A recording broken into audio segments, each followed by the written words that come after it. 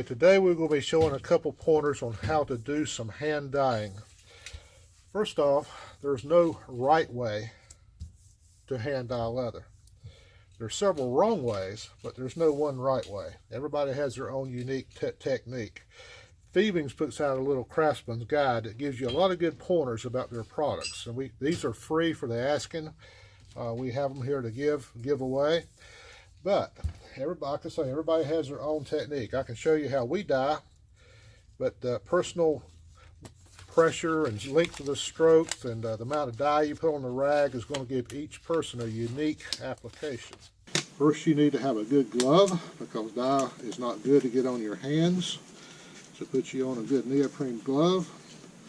And first off, use a good cotton dye cloth. 100% cotton does the best. There's different ways to do this. Some people will take and wrap it real tight, put it into a hard surface where you can dye. I like to take and wrap it around my hand so I can get a little more feel for what I'm doing. But either way, like I said, there's no right way to do this. First off, you want to start with some good clean leather. Your leather, if you have any kind of oils or something on the leather, first you need to clean it with some dye prep. Thievings makes a dye prep product that's good for that. But if you're starting out with just natural leather, usually that's not necessary. This right here is an embossed belt strip, and that's what we're going to start dyeing with first. I'm going to be using Thievings medium brown alcohol based or spirit based dye. And then we're going to use a highlighter to accent it, and then we're going to finish it with a leather balm wax. So the first thing we need to do is put us our leather dye, and these things come, and it's like a 4-ounce bottle comes with a dauber in it. Take the dauber out and throw it away. Do not use the dauber when you're trying to dye leather. It's okay for dyeing edges, but not for the surface of your leather. What I recommend is putting a little bit of dye on your rag, then taking and wiping the excess off on something like a blotting pad. And just get it to where you got a little bit on your dye on your rag, and then you start very lightly with long strokes of what you're going to be dyeing. And this is a natural piece of leather, veg tan leather that's been embossed.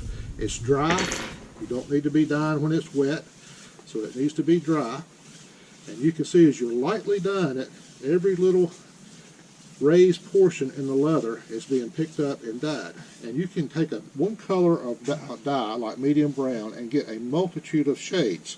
You can go from a chocolate to a tan, all kinds of shades, depending on how much you put on and the pressure that you put on it and the length of your strokes. So usually when we're doing this type of hand dyeing, we're trying to get some variation in the leather. We want to show the highs and lows of the leather. So we start off on the edge and just gradually go down the strip and darken it on the edge. And I'll switch it over and do the edge on the other side. Then lightly do the center. If we need to go darker, then we can go over it again. The more pressure you put on it, the darker it gets, and the more highlights you pick up. Okay. And that's ready for a highlighter. If you're doing like a bigger surface, the same process applies. Put a little bit on your rag, wipe off the excess, then start around the edge. Just start on the edge, not in the center, and burnish the edges of your project very lightly, and then just sort of gradually go into the center. If you don't put much pressure on it, you're picking up the natural grain texture of the leather. This gives you a natural look. And then the more pressure you put on it, the more your design is going to come out and show.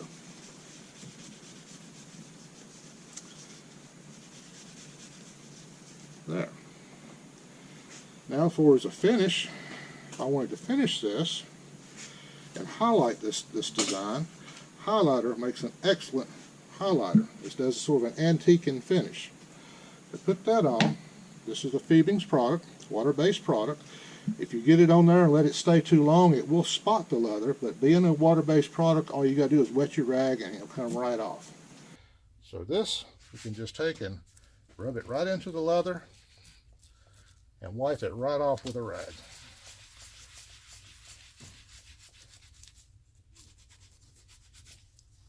You want to put it all over the surface of the leather, that way you get the same color over the whole project. You wipe it off, and that accents your tooling. Gives it an antique-y look. I'm going to do this on the belt strip that I just dyed. We've got this in a big jug, so it's easier to get to.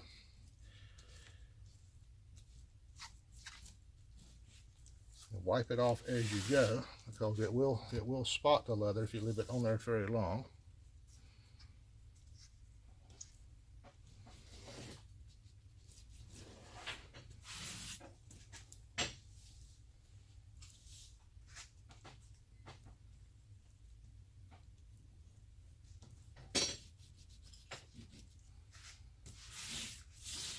Now you've got a nice antique look there.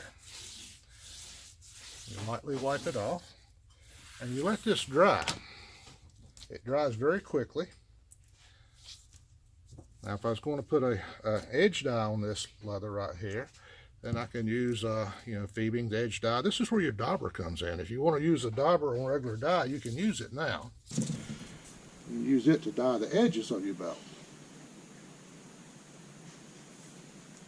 Daubers are okay for this, but they do not do a good job in putting dye on the surface of leather.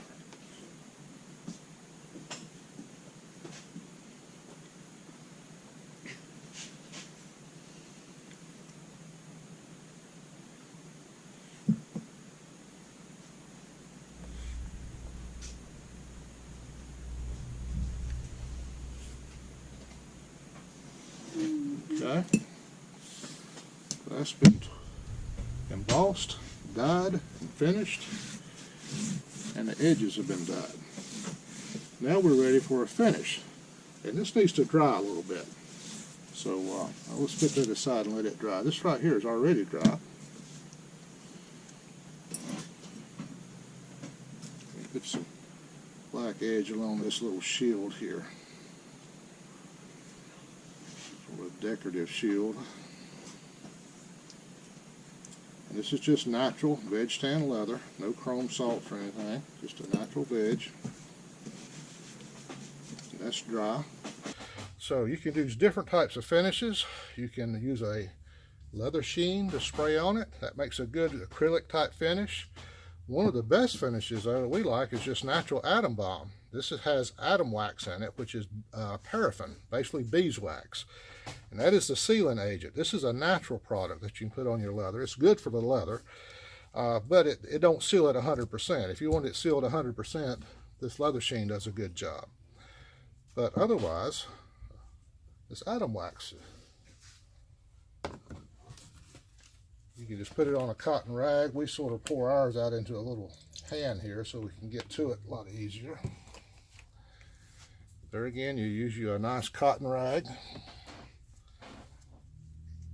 Just get a little bit on it and wipe it on. That's all it is to it. This will take about 5 minutes to dry.